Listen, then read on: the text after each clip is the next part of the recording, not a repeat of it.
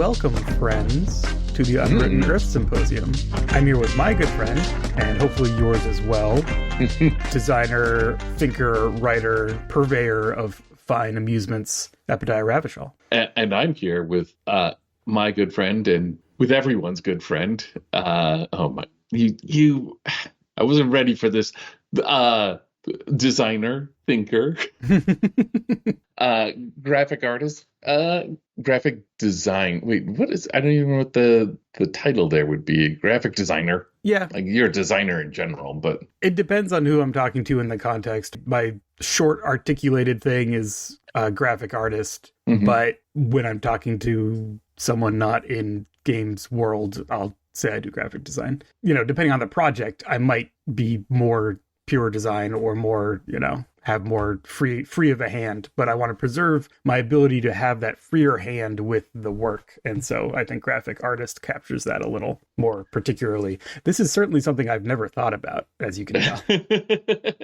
Well, ladies and gentlemen, and those unbound by gender, this is Nathan D. Paletta. That's me. I have flubbed that intro, but we're keeping it in. Keeping it in. Yeah. It's what we're getting. Thus far, we are the Unwritten Earths Symposium, the two of us. It is not necessarily just the two of us, but so far it is our thing. This podcast is where we talk about design and topics from our lives as game designers and projects that we are working on. So far, we've been doing a lot of homework where we delve into our libraries of games and excerpt the shining gems, the arcane gems, if you will, that lay within. Yes. For us to gain knowledge from. But we are also actively, making a thing. Yeah. So this episode is a departure no, it's not a departure. It's a focused episode. It's focused on the thing that we are currently making, rather than on the general concept of creating for tabletop role-playing, truly true role-playing games. Truly role-playing games. This is a the long arc of the design process where you, or at least I, go off on a journey to gather lots and lots of input, lots of things that are out in the world that we find relevant or interesting or mysterious or difficult, right? And then that's the first part. And then the second part narrows in to distill all that stuff down to something.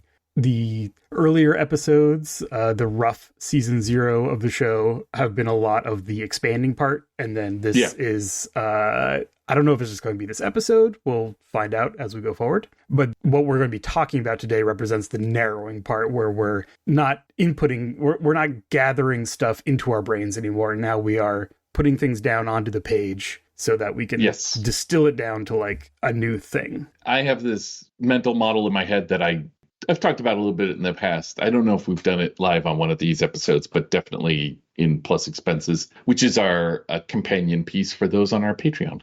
But I may have even spoken about this when we talked about the Rockford Files Plus Expenses. But I have this mental model of these 3 modes that I'm in.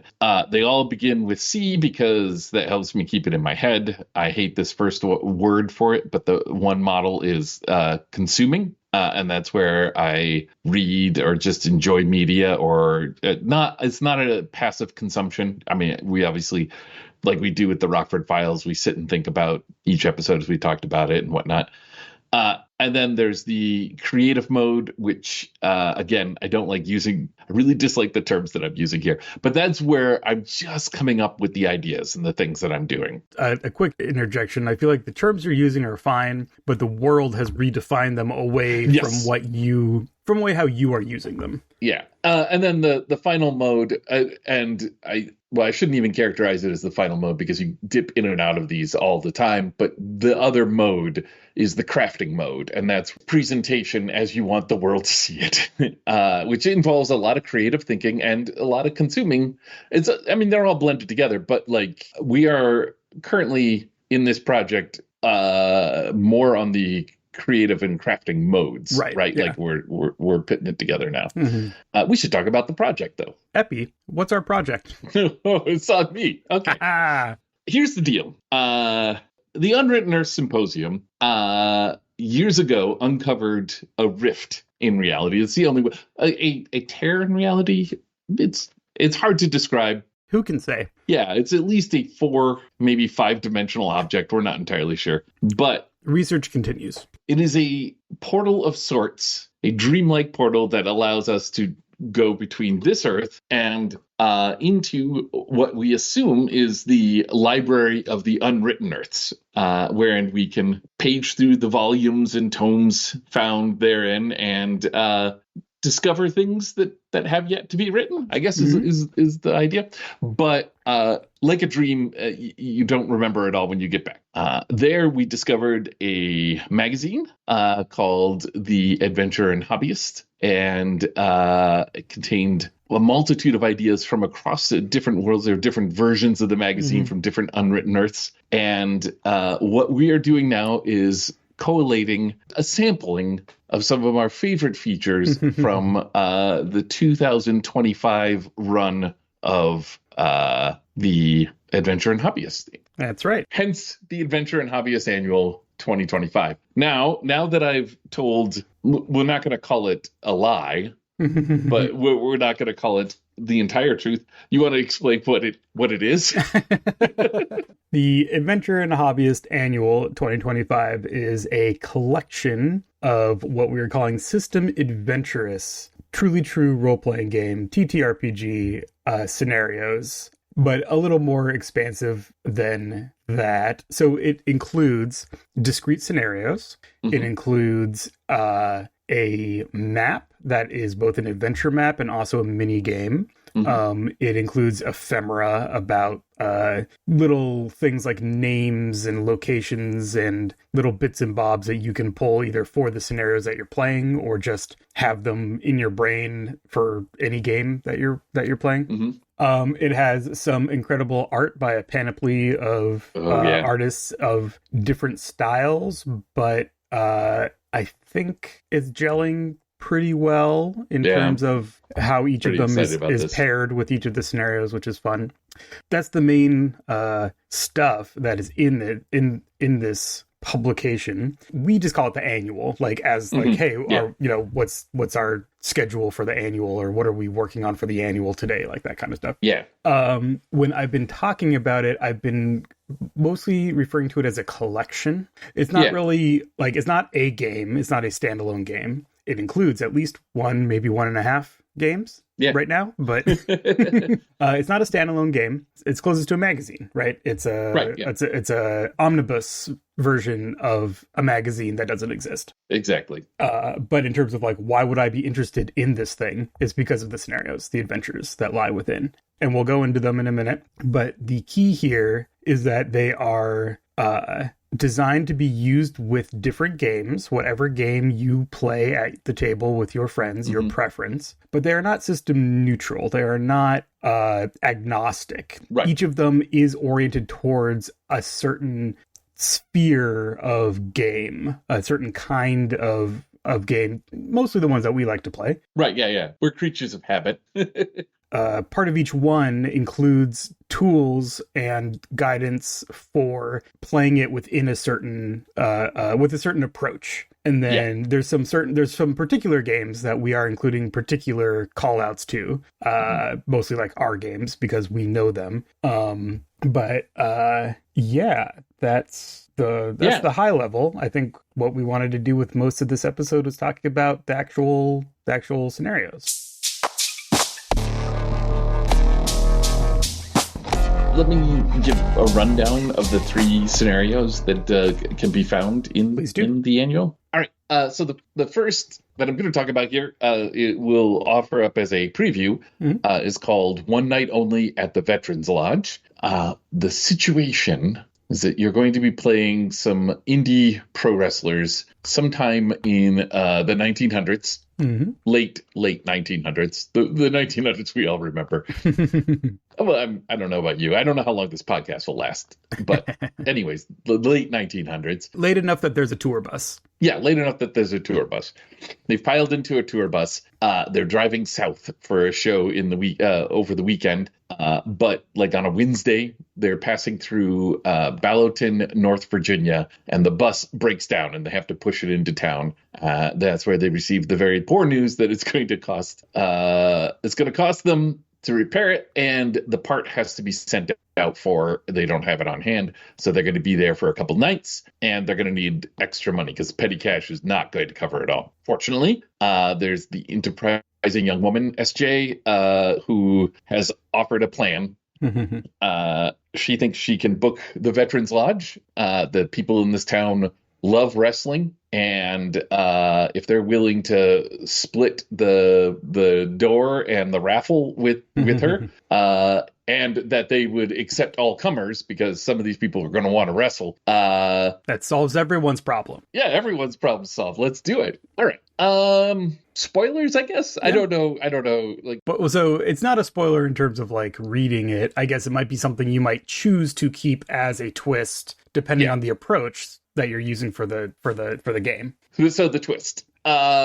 Decades ago, a starship carrying space gladiators crash landed in the mountains near Ballowton, North Virginia, and the space gladiator survivors have since integrated into the society in this sleepy rural town. They're farmers. One of them owns a balloon shop. Mm-hmm. They're enjoying their lives. These are the all-comers, right? Like, these are the ones that will... They're enjoying their lives, but also they miss the roar of the crowd in the orbital arena in Coliseums that they used to perform in. So, yeah.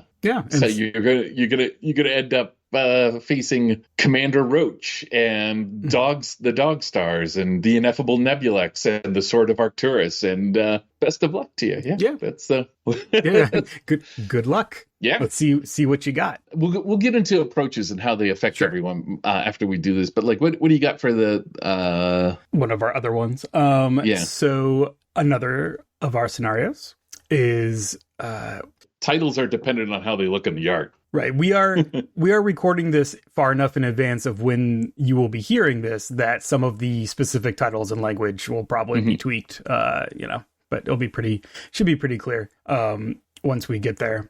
Yes. So another one of these scenarios is Mission Beyond the Moon. In this one, you are a group of NASA astronauts is on a final moon mission that never was, that launches the year after the actual final Apollo mission, so in the mid-70s, venturing to land on and catalog the farther side of the moon. Of course, once your rocket arrives, there is a portal there that draws you inexorably through and flings you into another dimension entirely. Where it spits you out directly into the atmosphere of a jungle planet. You quickly start shorthanding as the land of the lost because all of your kids have been watching this new show that's on TV, where these people are lost in a dinosaur land. You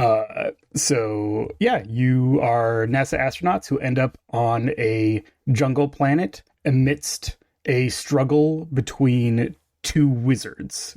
One of which is from the planet and lives under it. It lives in the caves, in the great rift that is to one that kind of boxes in one side of the area where you land, and another who is from another world who's been trapped here and has built a great spire using their gem and metal magic in an effort to try and get back to their homeworld. So this is a sword and planet adventure scenario where you have all your skills and knowledge as astronauts, but you are stranded in this new fantastic world with dinosaur people and wizards. And it's more of a open-ended play to find out. What do you want to do? Right. Where do you go? Which of these wizards gains your sympathy, or do neither of them? Do the indigenous dinosaur people end up being who you're more, who you decide to ally with, or are they a threat to you? Escape is possible. Which way do you go? Are you able to get back to space and go back through the portal, or is there an alternate route through the underground caverns that might take you back to your world. And do you even want to go? So these are all those kinds of, pulp adventure questions that are involved with playing out your mission beyond the moon. We'll get into. Sorry, I keep wanting to like spin off, but let's get the third one in, and then we can talk in general about how our approach.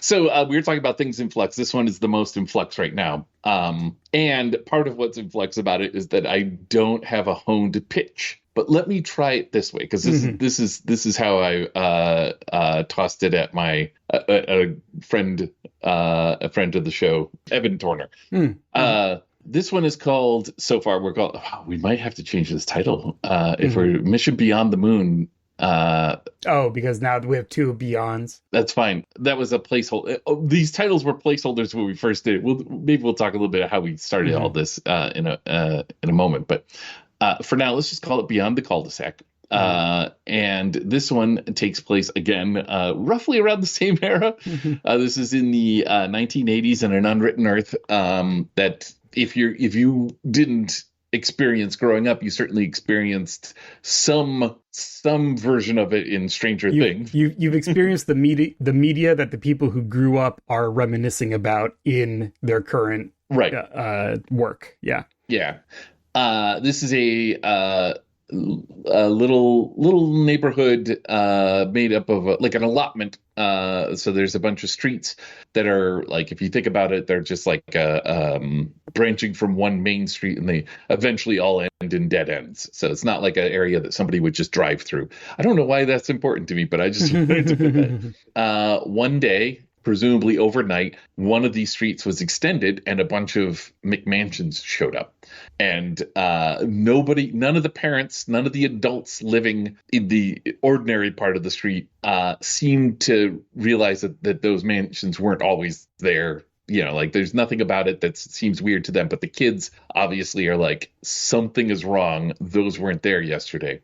The key to this is the Devil's Realtor. The Devil's Realtor wants to give you your dream home, right? And some people have just an overriding nostalgia. Like if you ask them what your dream home would be, first of all, it would be affordable like it was at the 80s. Second of all, you want to go back to a simpler time when you were younger and people took care of you instead of you having to take care of people, right? So she promises people of today that she can give them their dream home in the 80s and transports them. A little fine print on the contract is the houses are just cursed. But all houses are cursed. These are even more cursed than usual. Yeah, but some are cursed with plumbing and some are cursed with extra dimensional entities that are living in the basement. Right. So this is going to be kind of a scenario generator more than a scenario in and of itself. And I would say the vibes are definitely,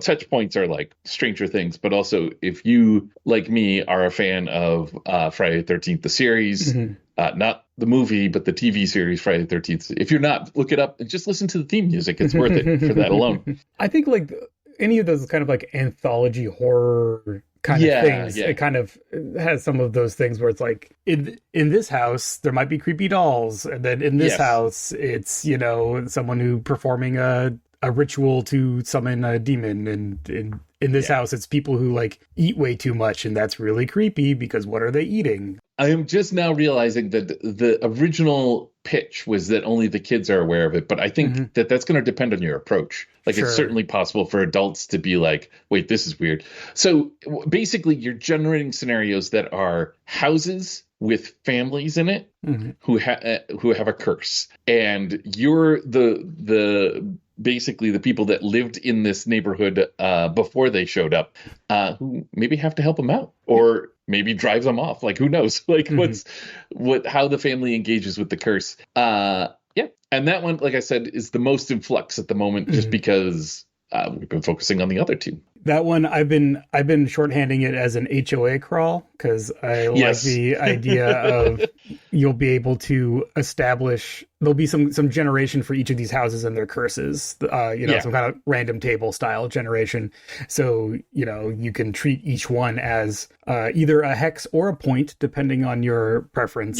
And you could even add some like we open the door to this one and it actually only has access to the one diagonal, like that kind of like you could, if you have that kind of, if you like that kind of play, you could treat it as a little condensed crawl that's all in this neighborhood, which I like. I like that idea. It's just a hot term. I like it. I like HOA crawl. I want to, we're embracing that. So those are the three scenarios. The annual, like we said, will contains a bunch of other stuff. Oh, do we want to mention the map? Let's do the map. Yeah. There's also the map. It's a map of the Perpetual Library, which comes from its own Unwritten Earth. And the Perpetual Library continues on and on. It unfolds constantly, much as the search for wisdom and knowledge itself. And so the map is going to consist of locations. Right now, there's going to be 10, I think. I say I think because a lot of how the map is coming out is through a collaborative process with the artist who is doing it, Tony Dowler, who is a great game designer as well, and fantastic map artist, and has very graciously agreed to be part of this, for which I'm eternally grateful. So we've been going back and forth a little bit on the details because, like, not only do they need to work, they need to fit visually. So there's locations. They are thematic to being in this library that goes on and on and on. So there's an observatory at the top with a telescope looking out over the heavens, down through the Great Spiral, which is a huge library stack in a big spiral that just goes down into the unseen depths, to the cozy nook full of comfortable chairs and reading materials, to the abandoned stacks down in the caverns below, and who knows what's down there. Anyway, so it's a map that you could use for any kind of use for which you would want a map. But it also includes a little mini game as part of it where your adventuring party comes into the Perpetual Library through whatever method, and then is scattered amongst these locations. And then to go from one to the other, you end up gaining wisdom. So little wisdom tokens that you get to represent your adventures through these locations. And then when you have completed the journey and you're able to all come back together and finally get out of the Perpetual Library, you then can turn those tokens into whatever your system uses, XP or, giving you a bonus on skills or equipment or gear or whatever. It's a systemic hook for you to apply to whatever game you're using in an appropriate way. Right. Yeah. So it's like kind of a mini game to layer over whatever game system you're interested in playing. You could play it very improv style and like just use the tokens and just do like a little one shot also. So the rules for that are all kind of around the edges of the map. I'm very excited about it. I think it'll be very fun. The annual itself is going to be available as a PDF and as a print product in probably in the US at the moment. Yeah. We're living in a nightmare future right now where we don't even know if there'll be a postal service by the time this is released. Right. So when this episode is out, our Kickstarter should be live. There'll be a link in the show notes, or you can find a link at our website at unwrittenearths.com, or look it up, search on Kickstarter for Adventurer and Hobbyist Annual 2025. So you'll see where we're at with all that stuff. We will probably be right now we're keeping the print version to the US and Canada, both because we are a new entity, the two of us working together, because of various, global uncertainty. Keeping the scope limited to our local markets, essentially, just makes the most sense for us right now. The digital versions obviously will be available worldwide, and we will be finding partners to make it available overseas down the road. But yes, so it'll be the print book, 6x9 trade paperback size, full color book. The map will be in it as a spread, and then we're also going to be, and also for the Kickstarter, we're producing a wall poster version where it's a 12 by 18 poster with the beautiful cover art on one side and the Perpetual Library map on the other side. So you could also pick that up and use that as a play aid or to decorate your wizard's dorm room. Your wizard's dorm room. Yeah, your wizard's lair. Yeah, your wizard's dorm room.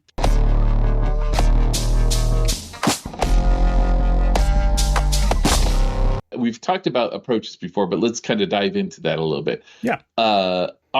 A challenge that we have, being system-adventurous like we are, is I was thinking about this in context that, like, there's always this challenge when you're writing a role-playing game, because it's different than writing fiction. When I write fiction, I don't necessarily have control over what the story does. Like, anyone who, well, I don't know if anyone, but like I think a lot of writers can sympathize with the idea that, like, sometimes you're writing fiction and it just gets away from you. But that all stuff going on in your brain when you write for role-playing games, you have to account for multiple brains. At the very least, if you're writing a solo journaling game, you're accounting for a brain that is alien to yours, that is not your brain. You're taking in a combinatory realm of possibilities that's might as well be infinite, right? But just like there are other layers, there are more infinities than just infinite. Could one say there's an infinite number of infinities? I guess there probably are, but I would you like haven't to done the math consult on a that mathematician. Yeah. There are people who have actually, there are countable infinities and there are uncountable infinities. I know that. But anyways, without getting into the math, writing a system-adventurous scenario multiplies your infinities by a whole nother set, right? Because we don't know what systems you're going to be using. And also, specifically, we don't know, like, the tone that you want to. And this is a thing that applies to writing role-playing games in general. You can kind of imply a tone. You could very specifically state a tone. You can make tones part of your dice mechanic. Or you can, like, set it with your writing. You can set it with your art. You can. There's a lot of things you can do there. What we're doing is we have these approaches, which are a set of like a half dozen roughly. They're not the same approaches for each of them. But they're just like ways we think you might be able to play out this scenario. Yeah, they're essentially ways to do it in different genres, or ways to support different genres through the scenario. So, for example, in One Night Only, at the, are we calling it the Veterans Lodge? Lodge? Yeah. Not the Veterans Hall. I think it's the Veterans Lodge in the art, so I think we're locked in. Yeah, we're calling it Veterans Lodge. Yeah, we originally called it the VFW, and then I realized that that doesn't translate to. Writing this scenario, I've discovered many things. Like, for instance, a lot of people don't know what a gorillagram is. We won't go into that now, but maybe in Plus Expenses we'll go into that. Yeah, so One Night Only at the Veterans Hall. Lodge. I need to write that down somewhere. One Night Only at the Veterans Lodge. So it is a scenario about pro wrestlers and intergalactic gladiators. Right. So the approaches that we have developed here are wrestling, if you want to play it as a wrestling scenario, perhaps with a game such as Worldwide Wrestling or any other fine wrestling-focused game. You could also play with a comedy approach. You know, fish out of water, quirky small town, big time wrestlers don't know what they're in for. You could play it with a cozy approach where it's a small community welcoming these new strangers in. And building relationships. It could be a horror scenario.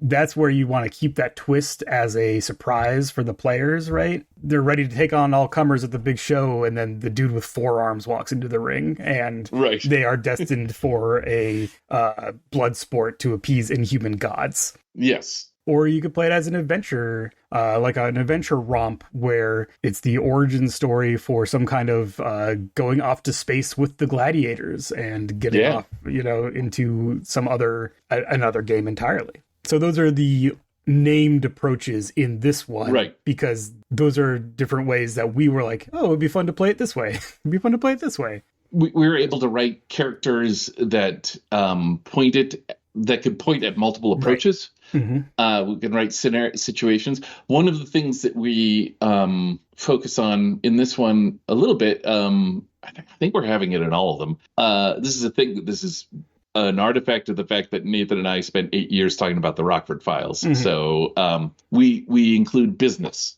in the acting sense, business being something that you do to kind of convey what the character is or what the situation is.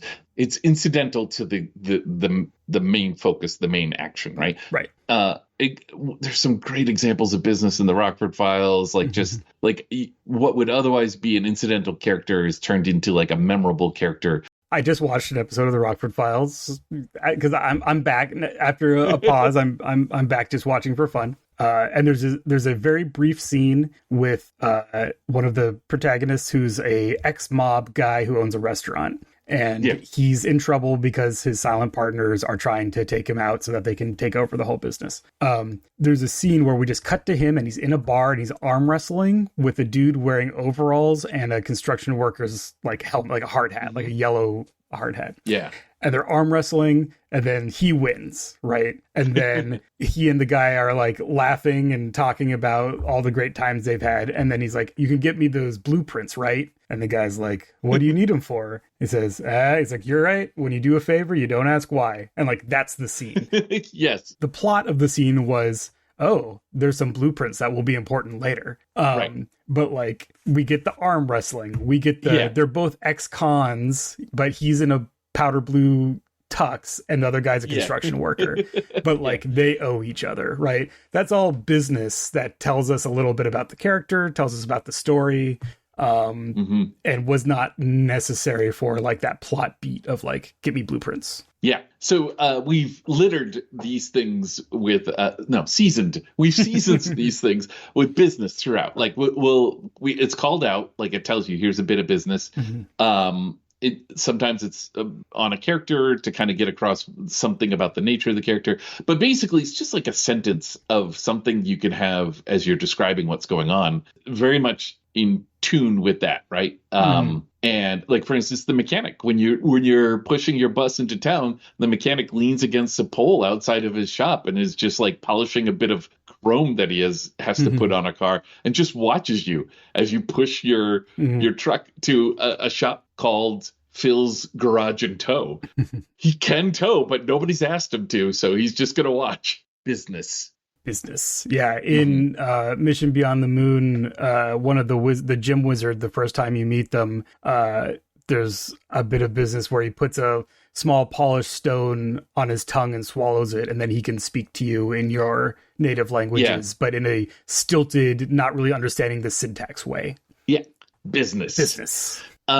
So we've got that, and one of the things we discovered while creating these is that it was really fruitful to be able to say, here's business, but then here's cozy business, right? Here's adventure business. Here's horror business. Yeah. Too much horror business.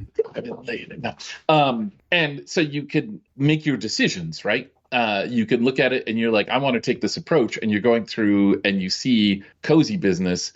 It's not a yes or no kind of situation, right? Like, you might be doing the adventure one, and as you're like looking at the character and you see like a little bit of cozy business there, and you're like, yeah, I like that. Or it's a nice counterpoint beat or something. Yeah. Like, it's the adventure one, but like, oh, this little horror business that this guy does, that's a nice little dramatic beat to like be like, what's their deal? Even though it's overall the adventure vibe. Yeah, exactly. And so that's been very, like I said, it's been very fruitful. I've every so often I'll get, my gears will lock up a little bit because I'm writing a bit of it, and I'm like, oh, but is this universal enough? Like, can I break this out, and will this work in the different approaches? And then the moment that happens now, I'm like, well, what approaches does it work in? Oh, I'll just make it part of that. sometimes that's business, but sometimes it like there are sections that are just like this is a horror thing. It's not business. We just need to tell you what the horror is, Yeah. like that kind of thing.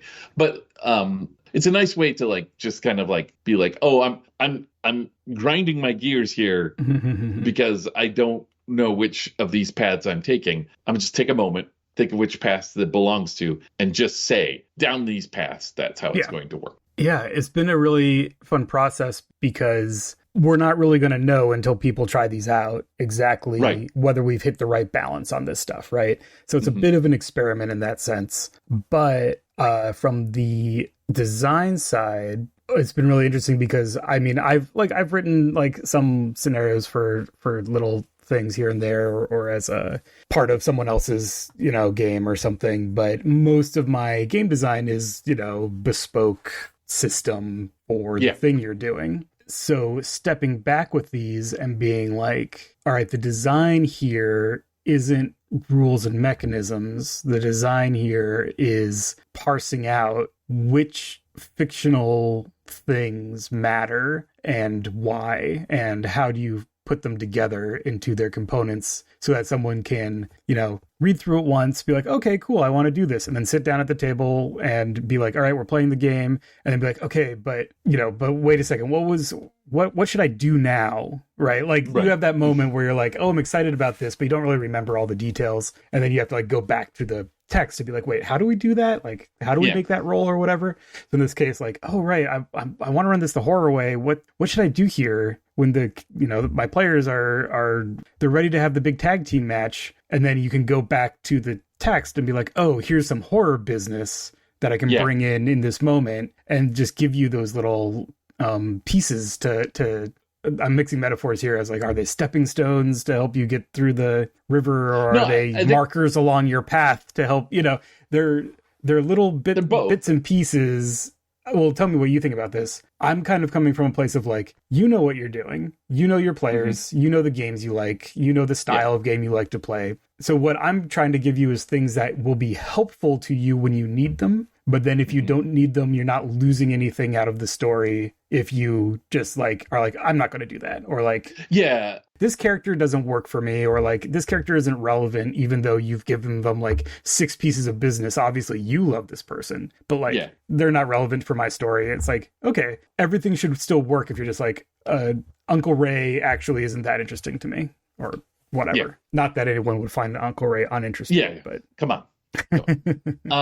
No, I think that's actually good because I think that's a good distinction on the business angle, right? Is that business is non-vital to moment to moment, what do we do next? What are my players interested in? Uncle Ray's a great example, right? Because Uncle Ray is SJ, the woman who is the woman with the plan.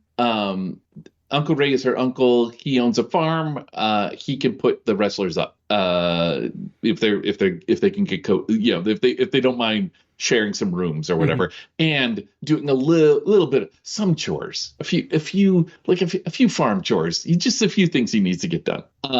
And you're going to be spending a day at Uncle Ray's farm, and so when you look at the different approaches, there's a lot of fun business you can do in the different approaches, but there's also some vital things that you need to get right with Uncle Ray if you're doing the horror approach rather than, say, the cozy approach, right?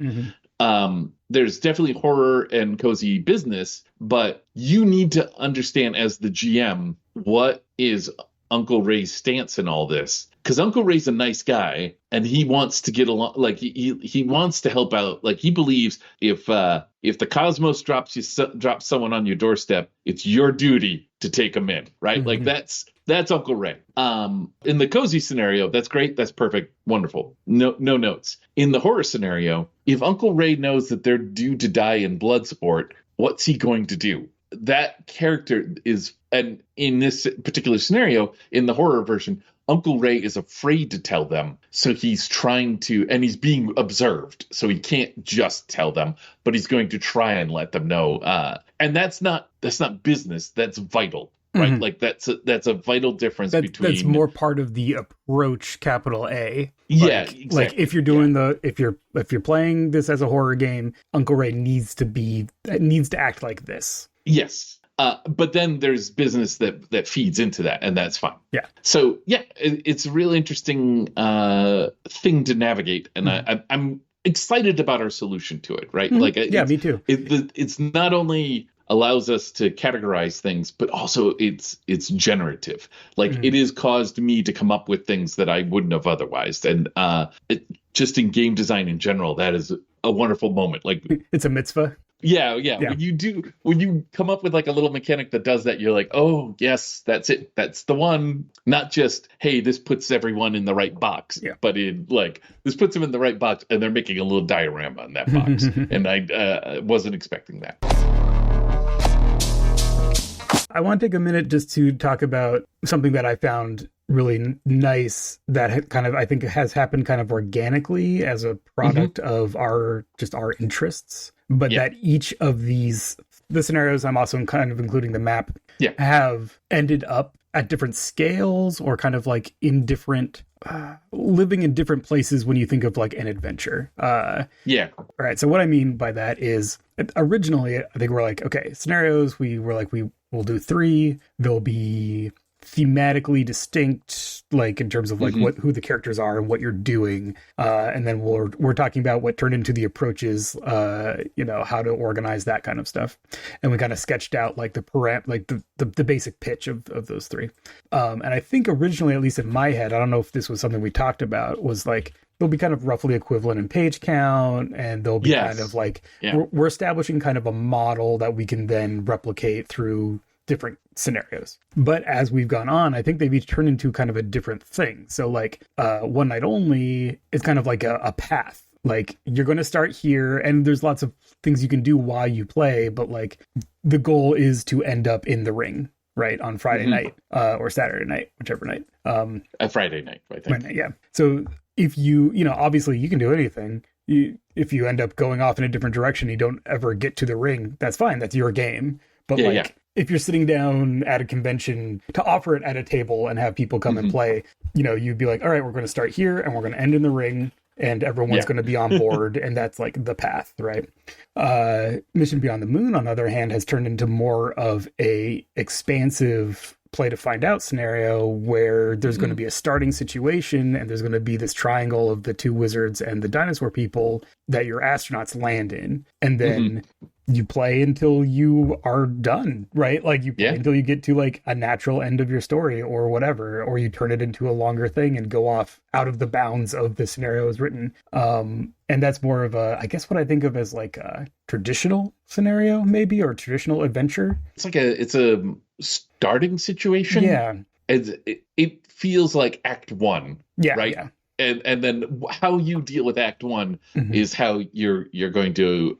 Then it's up to you to fill in how many other acts you want to do. Right. Yeah. Whereas One Night Only has got all of its acts. If you do the adventure approach, it certainly is pointing towards something closer to Mission Beyond the Moon, but it's not. That's just one of the approaches. Like almost everything in it is all the acts you're going to do. And then Beyond the Cul-de-sac is turning into this scenario generator that you lay over whatever game you're playing. So like if you are playing Kids on Bikes or whatever, you can use RHOA crawl to generate these locations and these secrets and these juicy little things to discover. But they're not procedural. There's no like do this, then this, then this kind of thing. It's more like use this to whatever level works for you and for this and for the game that you're playing. Yeah. And then the map was originally, the map was like, what can we do with a map? And then putting together like this kind of mini game that can go on top of another game to represent your a little one-shot diversion where your group goes through a portal and ends up in this library, and then you end up finding all this wisdom, and then you go back to your home game and you're able to turn that into like some XP or whatever. I just think that's a fun idea. So I dig able to kind of steer into it with the design both visually and mini game wise of that.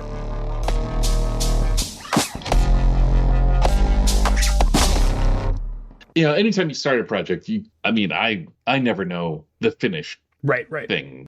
You don't know where you're going to go with it.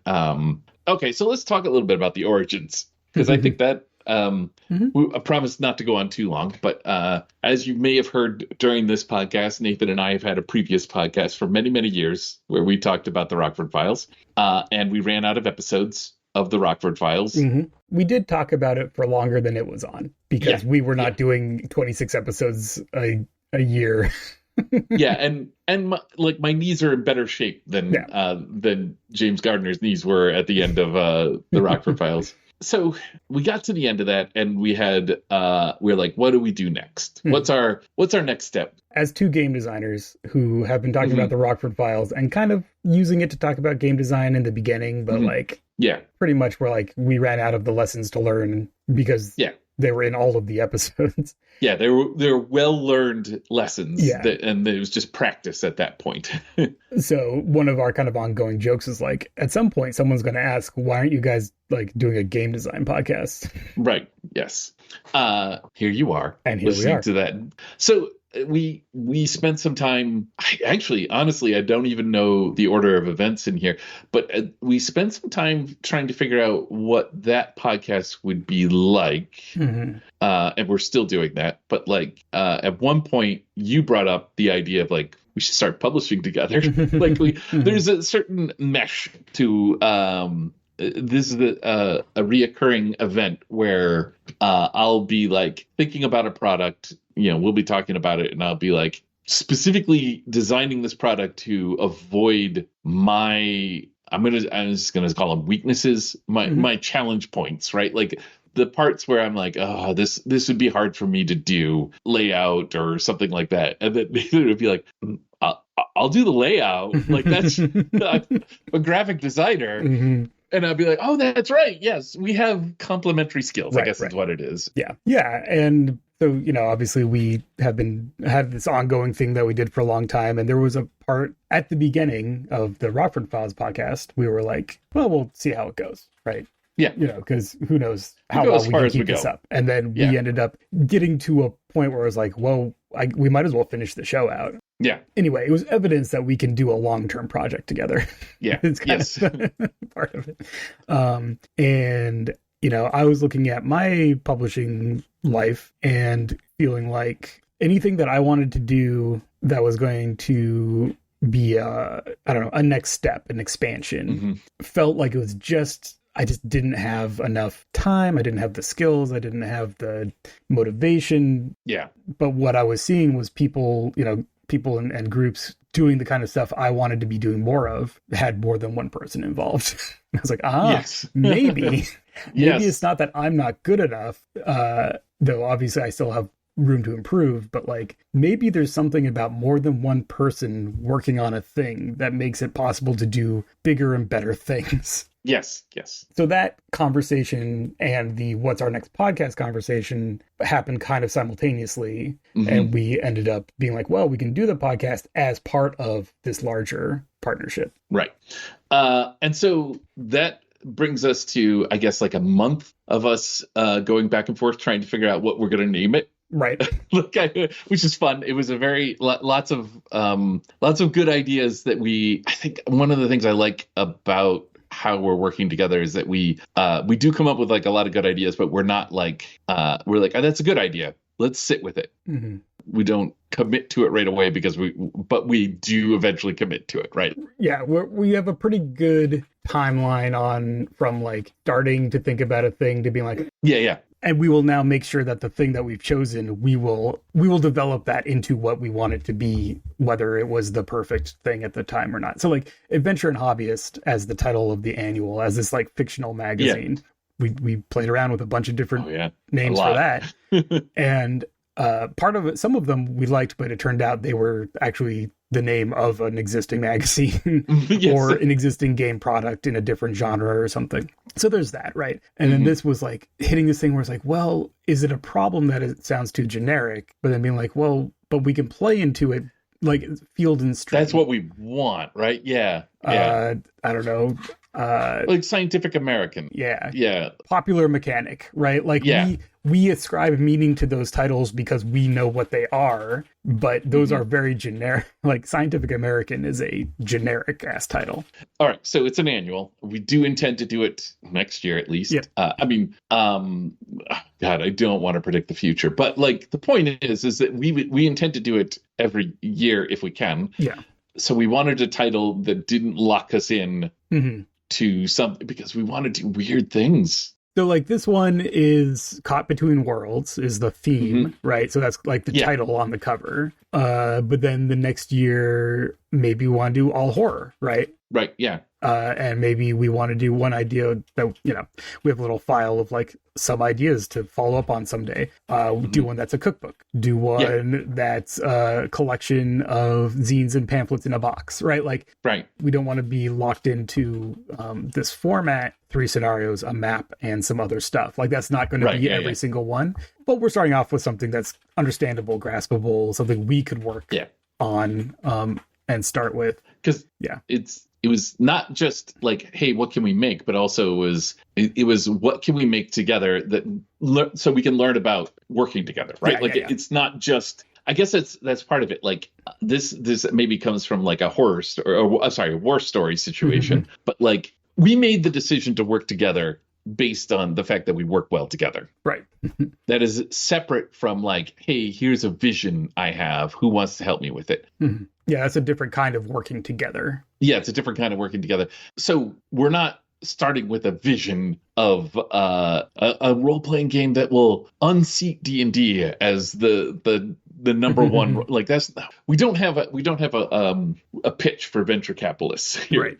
What we have is, here's some things that we want to do that we think people will enjoy. We're figuring out how we work together while we're doing it. Yeah, something that we think people will enjoy. Also something that we will enjoy. Like, I am excited about playing these things. But it's also a scope. The scope of the project is such that if it goes up in flames, then we learn that maybe this approach isn't the right approach and we figure something else out. Yeah. But we have other things that we're going to do as Unwritten Earths that are not contingent on, like, we want this to succeed. And we have a plan for it succeeding. But if it doesn't succeed, that's one of the things we've learned out of this process. Yes. I will say, getting the art for it has shifted it from, here's the thing that I'm enjoying making, this is the thing I want to see in the world, to here's the thing that 13-year-old Epi wants. There was this moment when we saw that the cover art. Mm-hmm. The first sketch for the cover art was like very energizing. Yeah, I was like, that hit me in the child within. Right. Give it to me. Like, I want it. Like, so if you're curious about that, you can go to the Kickstarter page and see that very cover art that we're speaking of.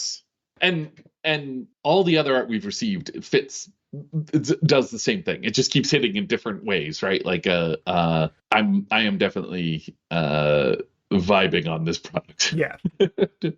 But yeah, process wise, it's kind of been something I've been, I don't remember if I phrased it this way, but something I've kind of thought about is like, this is kind of a play test of our process. Yes. So we've been paying attention to how our process is working, and we'll figure out how to make it better for next time. Because that's just not that anything has been bad in particular, but like, no. It's a learning curve because we haven't done this kind of project before together. Yeah. And the it in that statement is our process, and not, I mean, obviously we want to keep making better and better products as you go along. That's the whole goal, I guess. But specifically what you're talking about is like, we're play testing our process. We're trying to design how our company works. Mm-hmm. And we're doing it by working together. I think it's going well. I think it's going well so far. Yeah. we haven't sat down and done Roses and Thorns yet or whatever. So we'll see if we have something else to bubble up when we do our reflective part of the process. But yeah, for now you can go see the current product of that, which is the Adventurer Hobbyist Annual 2025 Caught Between Worlds collection of system-adventurous scenarios, maps, and more. from the Unwritten Earths Symposium. All of it just rolls off the tongue. Yeah, it turns out that once we started off with Unwritten Earths Symposium, our subsequent titles are influenced by the fact that that's going to be before them. Yeah. Which is fun. It's nice. Like, I mean, it's a real company, but it's also a fake conceit to give us a reason to make decisions about like what to call things. And that has been really helpful too, as it turns out. Yeah.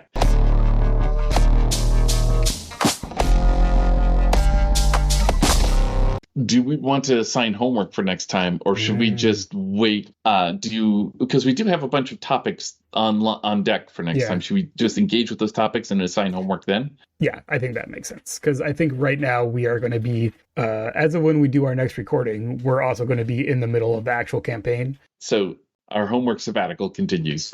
It will return though. I'm really enjoying it. Thank you so much for joining us for the Unwritten Earth Symposium podcast. This podcast is by us. Go us.